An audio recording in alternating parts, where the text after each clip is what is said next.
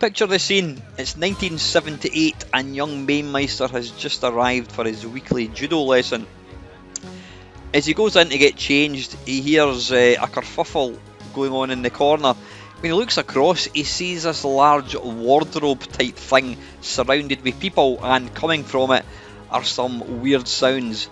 When he gets across there, he discovers this wardrobe is actually a thing called a video game, more specifically Space Invaders. Now, to a young Mainmeister, this blew his mind, absolutely blew his mind, because here was a TV that somebody could actually control something on this TV.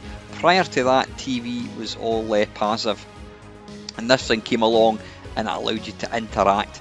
This was called a video game, and it says it was Space Invaders, and that just changed my mind. That was it. I was hooked. 41 years later, I'm still hooked.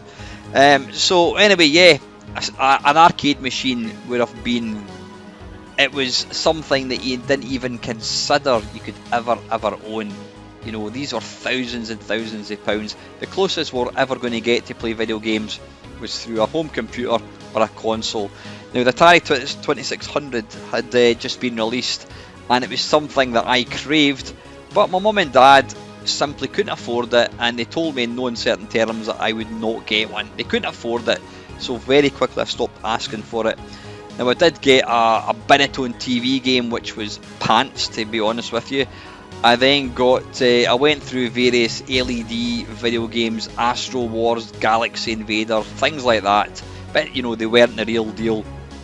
I eventually got a home computer, a Texas TI 194A, which and I had one game which was awful, but then I got a Commodore 64 which I bought myself, and that gave me a kind of an arcade experience. This was something I could play in my living room, play in my bedroom. I could get to experience these games. Now I then went on to the Amiga, PC, etc, etc, etc. And then about 1997, this thing came along called MAME, which, if you don't know what that is, it's multiple arcade machine emulator, and it basically emulates video games.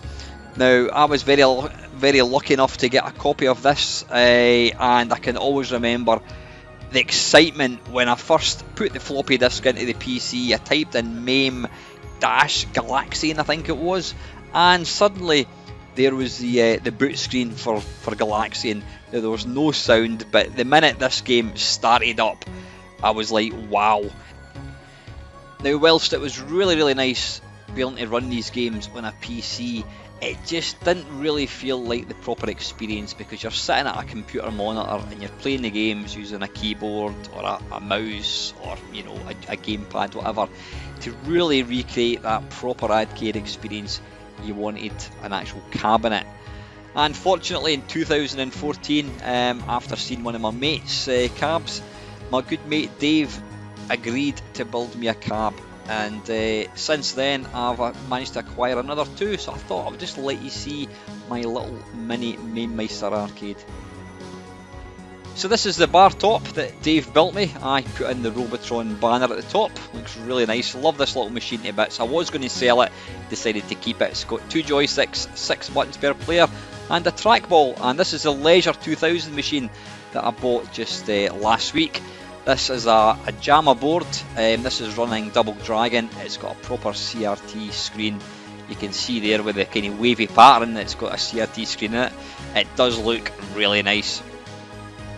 My plans are to put a Raspberry Pi in it at some point. Now, this bad boy here, this behemoth, this is a home-built arcade machine that I bought from Paul Spriggs, aka Defender Champion. It's got a proper Defender joystick layout. It's a cracking machine, it really is. But yeah, back to the little what do you call it, bar top. You can see there, it looks the part. It really is. It's a cracking machine. What I need to do is actually put it higher up, because it's kind of slightly low. But there's all the buttons. I've replaced the buttons in it. It's got a trackball as well, so for like racing games, Marble Madness, Missile Command, you can't beat it. Now this coin op bit, it's just for show, unfortunately, it doesn't actually work. But this is running MAME, and you can see there I've got Defender, and it's also got the nice Defender banner thing. But yeah, this is my new addition, my little Leisure 2000 cabinet. My plan is to, well, I've actually, when I bought it, the guy agreed to put in, what do you call it, a multiple JAMA board. I think it's a Pandora. I think it's got like 100 games in it or something. But it's not here yet, so he's just basically giving me a loan of his Double Dragon. But it's nice to own a proper arcade machine, you know, one that was actually built as solid. It's not huge, it doesn't take up a lot of space. I've given it a bit of a clean up. I painted that bit down below, that was all kind of rusting. It's got a rubber mat in the bottom, I've painted that up. And down below here is where the you can open up and you can change the boards. Now this here was obviously to stop punters breaking in and stealing the money. Now I've just got to open, remove that for a second. Go over there. Inside you'll see there, that's a credit button, little red buttons, credits. I don't know what the switch is. You've got on and off there, and there's a little kind of counter thing as well. And inside there are little dials, I think they're called pots, where you can actually turn them and that adjusts the kind of screen.